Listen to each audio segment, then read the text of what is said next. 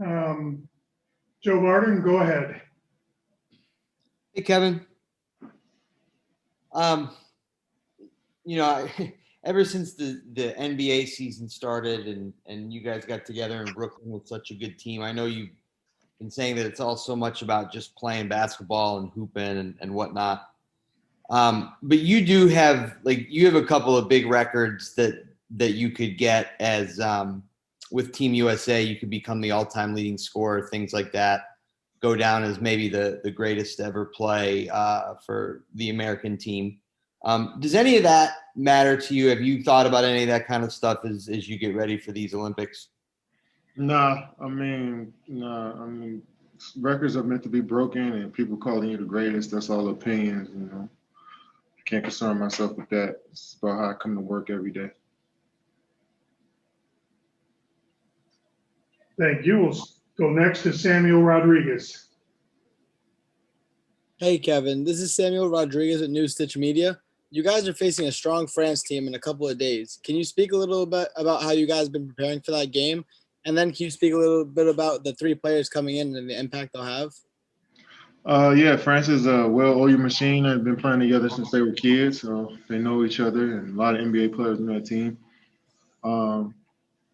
And we've been focusing on us and see how we can see what our identity is through training camp in Vegas and our first practice here in Japan. So it's all about us, but we understand how talented these teams are and how good their chemistry are. So we're looking forward to the challenge and adding three guys, two champions, newly crowned champions, and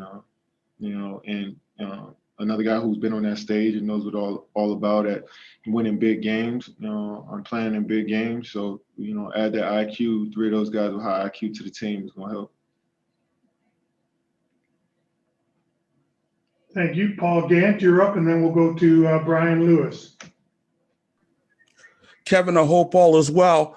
So you guys lost your first two games, and then you came back, you beat Argentina, and you beat Spain. Do you feel like your team is coming together right now? Yeah. I feel like we're understanding what Coach wants from us on both ends of the floor. I feel like guys get more comfortable with each other and their roles on the team, and that's only going to go well for us as we start to play real games. So it was good to kind of get a punch in the mouth early on to remind us that it's not going to be a cakewalk. And, so many people are used to Team USA coming in and blowing everybody out. So it was good for us to see that. And hopefully those are the last losses. Thank you. Brian Lewis, you're up, and then we'll go to Tim Reynolds. Hey, Kevin. How you doing? This is twofold. One, as you guys are practicing, your numbers are obviously down. You don't have even remotely a full squad. Just how different is it to practice with, numbers down like you have? And secondly, watching, Drew and Chris and the Bucks, close the finals out. Considering you guys pushed them harder than anybody else did in the postseason, do you catch your mind going a little bit to, what if? Considering how well you guys played against them and the injuries that you had. I think we got a lot of guys that we anticipated this with guys being out, and COVID might have interrupted some of our practice schedules. So we got guys here, Josh Majette, Cam Reynolds, guys like that can fill in and help us in practice. So those guys are coming in and doing a great job for us. But not really.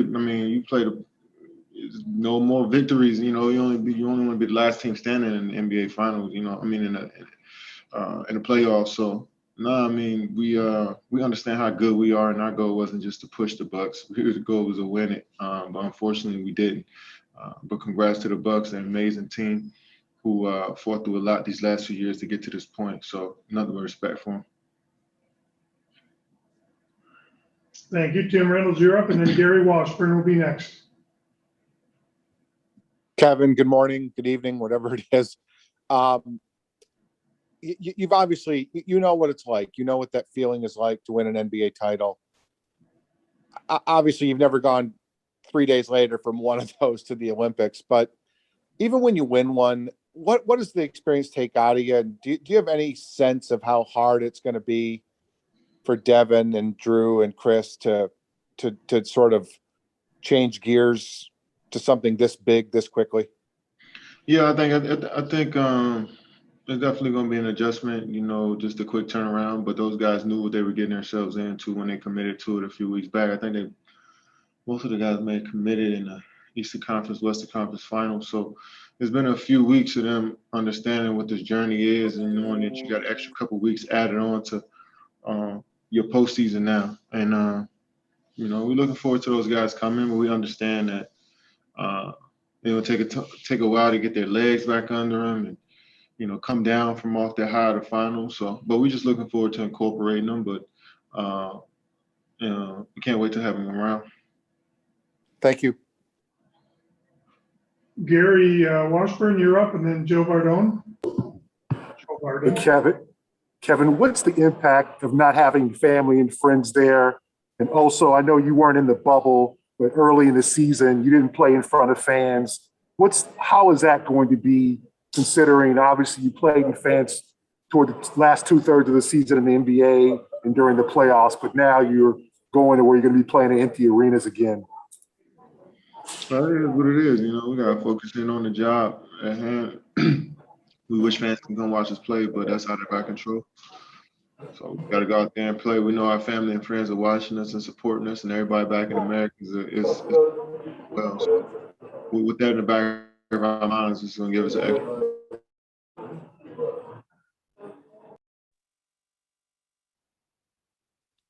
Hey, Kevin, how did you guys watch the finals today, and what was that like?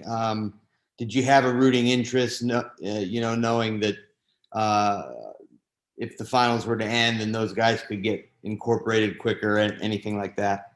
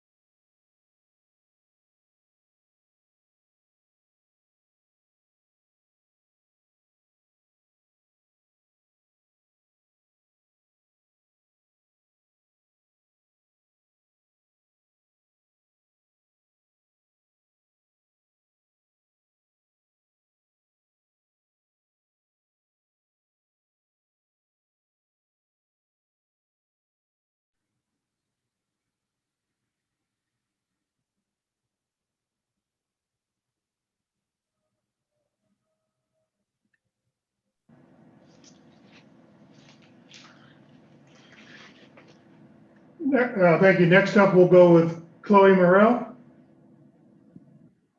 Hi, Kevin. Thank you for your time. I just wanted to know how you personally are feeling. Are you feeling ready for what's coming? And with all the adversity you guys have already come up against, how will you lead on court? Yeah, I just through my actions, just going through every rep as hard as I can. And if I see something, I try to tell my teammates about it. Just have an open conversation, open communication with everybody on the team, every coach, every player. And that's always been the approach for me. And I think that works the best for me individually. And I know guys bring their own different style of leadership to the team. And all of it is needed. We got guys who've been through and experienced so much in this league. So as much as we can communicate with each other, the better. But for the most part, Coach Pop is our leader. We follow him, and the players fall in line after that and come in and work hard, extremely hard every day. And that's just really, really what it is here. Got time for 2 questions. We'll go next to Akiko and then to Dan Moriarty of CNN. Hi, Kevin. Level of because of the level of the basketball in the world getting so high, this Olympic gonna be. Do you think this Olympic gonna be more difficult than previous one? Yeah, I mean, I think all of them are difficult. I think every team wants to beat us. Everybody wants to see us lose. So every game has a little bit more pressure to it. And a lot of guys dropped out, a lot of, circumstances. And I'm sure other teams seeing us lose and feel confident coming into the tournament. But we understand what we're getting ourselves into. We're looking forward to the challenge. Thank you very much. Go ahead, Dan, you're up next. Thanks, Kevin. This will be your third Olympics. You've already won 2 gold medals. How different will this Olympic experience be? And what were some of the challenges just getting here to Tokyo? I think the hoops will be the same. I mean, just differences the city that we're in and some of the players. But I think the overall game itself is it's going to be what it is, like it, similar to the last few times I played. But I don't think it was difficult getting over here. I think not having Zach on the trip, we was all on edge about his next test, and it's luckily that he got through protocols and he can come join us again. I think that was the only thing we were focused on, worried about. Outside of that,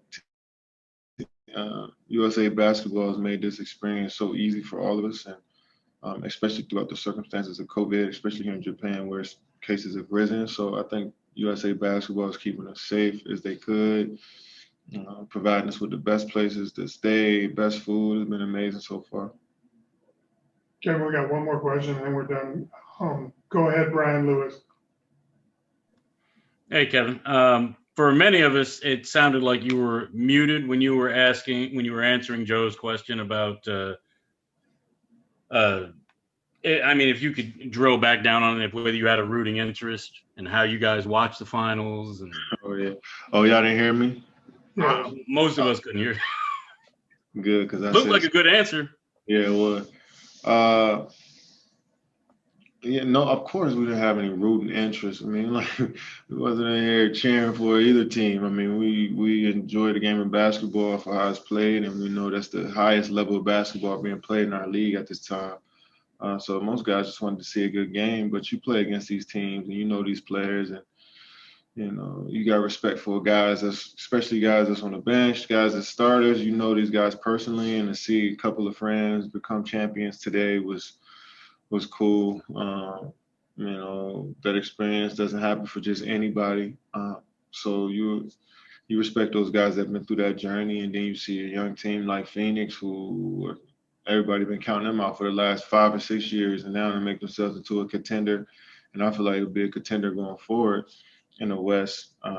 It was good to see, and then Milwaukee forming somewhat of a dynasty with that team. I know it's the first chip, and I know a lot of people call you a dynasty after a few, but the continuity of that team is something that's impressive, and how they continue to keep building and adding, and now they're champions now. So you can appreciate that. But at the end of the day, you no rooting interest for nobody.